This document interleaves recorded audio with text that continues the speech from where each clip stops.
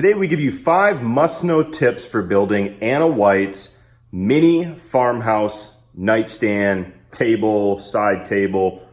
It's a really, really long name. You get the point. But you do not want to miss these. They're very, very crucial, and you definitely want to watch this video before starting this project.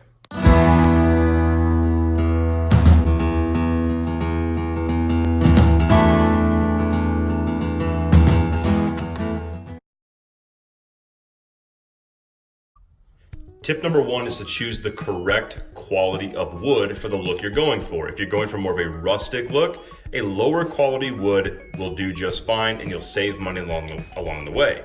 However, if you're going for something that needs a much smoother finish, or you want it to look like you actually purchased it from a furniture store, step it up in the quality of wood and you will be very, very happy.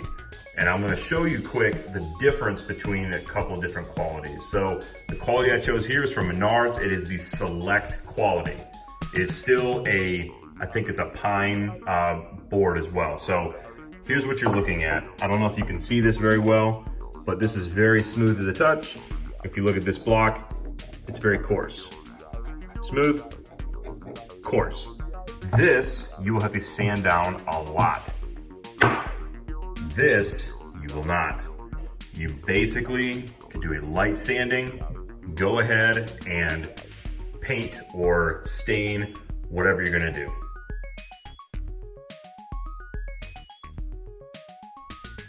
Tip number 2, pocket hole joinery is not required, but it's definitely suggested. It just flat out looks better in the end because it hides all of the screws, hence the name pocket hole joinery. I'm gonna show you what that looks like.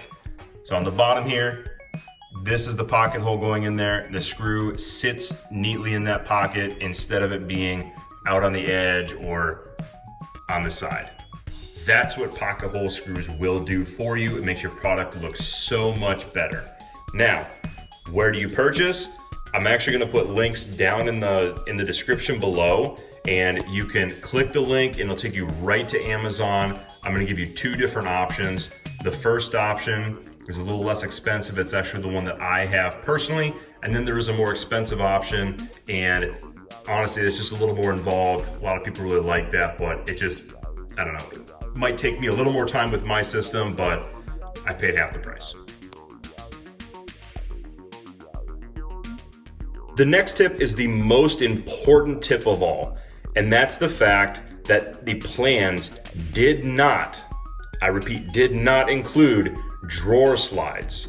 So you need just a little bit additional lumber, and you need to actually measure out proper lengths for the drawer slides. Here's what I mean. In the plans, there were no cuts for this piece right here. Both sides. All you need to do, again, buy just a little bit extra lumber. You can see these are not very long. I'd say maybe another 3 to 4 feet just to be safe. More realistically, probably 2 feet. So just measure from the back side to the front side here. Or if you're like me, I put this piece on last. So just measure from the back there to the little lip right there. And then that's gonna give you the proper length for your drawer slides, and then you can just nail them right in or screw them in however you want to do. That is super important. It's the most important part of this video. If you don't get anything else out of it, make sure that you leave some room, buy a little bit additional lumber for the drawer slides. Now, if you're like me, you don't want your drawer popping completely down when you pull it out. So I added up at the top. It's just a small little piece. It does not have to be, my focus went out. It does not have to be really strong or anything like that. It just needs to be able to stop the drawer from popping up when you pull it out. That's all. This is the most important piece of this entire project. That was missing. The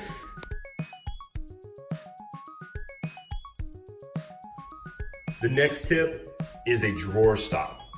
The reason why I'm putting this on, and again, it is optional, but I have young children and I do not want a drawer full of stuff to fall out on a baby. So if, you know, my baby starts walking and she's gonna pull that out and she's gonna pull it out all the way, everything's gonna fall on her, it'll be a catastrophe. So I'm gonna attach a drawer stop. It's very, very simple. Turn this drawer over. And then all you do, and this is not the piece I'm gonna use, just to show you, and then just do a pocket hole and maybe put it to the side. Maybe I'll do two of them, I'm not sure. And just do a pocket hole, boom, drill it right into there. The reason I'm doing it that way, and I'm doing it on the bottom, normally you see these things on the top. I'm doing it on the bottom, that way I can unscrew this if I ever need to actually pull this drawer out. What this will do is, it's going to stop the drawer right here when it hits on that, so the drawer cannot pop out further. That's very important for me with a small child. Again, if you have, you know, only adults in the house, cool, or if, you know, you don't care about your kid getting hit by a falling drawer, by all means, don't put it on there. It is optional, but I thought it would be a good tip to show on here.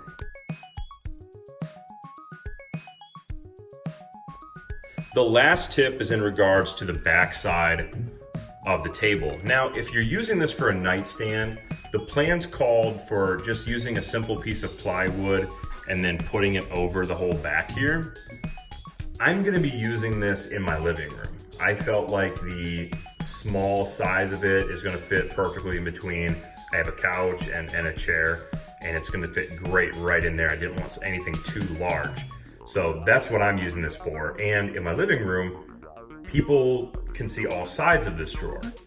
And I did not want just this weird piece of plywood just on the back side of here, covering this whole thing. So I wanted this piece to look uniform with the two sides. So what I did is I actually joined the top and the bottom here. Instead of how you do the sides, you can't do that with this because the drawer wouldn't be able to push back all the way. So you have to join it through the tops and bottoms of this board right here. And you have to attach it to this larger piece. So it's a little bit different. I thought I would maybe just bring up this little tip that I'm gonna do because not everybody's gonna be using these for nightstands, because I know I didn't. And this is a really good option so you don't have something that looks ugly from the back side.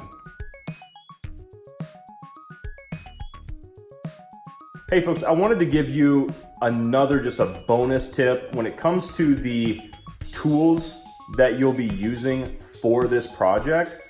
Not all the tools that you use are actually included in the article. So I wanted to give my list of some additional things that I think people actually need in order to build this project. One of the biggest things I think is missing from that is clamps. I cannot say enough about how often I use clamps. It's really important when you're using the Kreg pocket hole joinery. I mean, in all reality, whenever I screw any two pieces together, if at all possible, I try to clamp them together. That way they hold tight and they're butting right up next against each other. So clamps are really important. I give you my two favorite clamps that I use all the time. It is this one right here by Irwin, Quick Grip. This is a constant use by me. The other one, I think the company is Bedside. I'll link to it in the bottom. This right here, this is I think about a 36-inch, 30-inch, something like that. This worked really, really well when I had to, I'll show you, clamp top and bottom for a couple of the pieces, especially putting this on. So there were a couple little things that I really enjoyed having my clamps around, because it would have been very difficult to do without them. So I actually put in the description different tools that I use, a couple alternatives. So I use the DeWalt table saw. I do not use a circular saw, but I did put a circular saw in there in case somebody did not want to spend $300 to do one project on a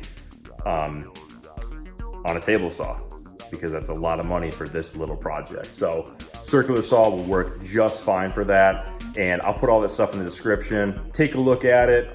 They are all on Amazon. So, I'm sure all of you, if most of you, if not all of you, shop at Amazon on the regular. just go ahead and pick them up right from there. It does help out the show just a little bit, and any little bit helps. So I wanted to make a comprehensive list of the items that I actually used for this project. All right, hey, thanks so much for watching, and until next time, go build something. See you guys.